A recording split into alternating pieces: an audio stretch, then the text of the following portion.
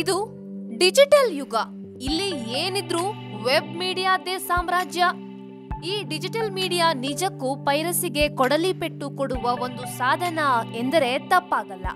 ಹೀಗಾಗಿ ಯಾವುದೇ ಹೊಸ ಸಿನಿಮಾ ತೆರೆ ಕಂಡರೂ ಈಗ ಅದು ಆದಷ್ಟು ಬೇಗ ನೆಟ್ಫ್ಲಿಕ್ಸ್ ಅಥವಾ ಅಮೆಜಾನ್ ಅಲ್ಲಿ ಬಂದು ಬಿಡುತ್ತೆ.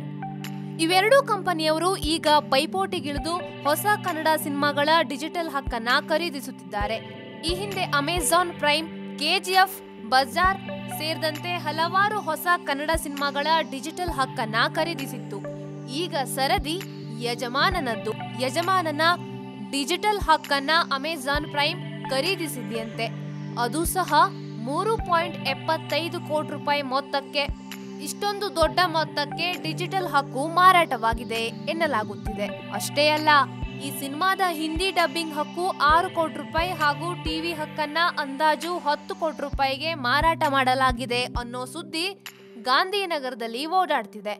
ಯಜಮಾನ ಸಿನಿಮಾ ತೆರೆ ಕಂಡು ಇಂದಿಗೆ 7 ದಿನ.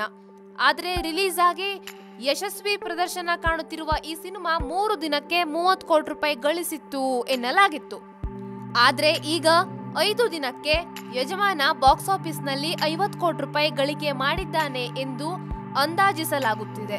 ಅದಕ್ಕೆ ತಕ್ಕಂತೆ ದರ್ಶನ್ ಅಭಿಮಾನಿಗಳು ಟ್ವಿಟರ್ ಹಾಗೂ ಫೇಸ್ಬುಕ್ ನಲ್ಲಿ ಯಜಮಾನನ ಗಳಿಕೆ ಕುರಿತಂತೆ ಸಾಕಷ್ಟು ಪೋಸ್ಟ್ ಗಳನ್ನ ಮಾಡುತ್ತಾ ಸಂಭ್ರಮಿಸುತ್ತಿದ್ದಾರೆ.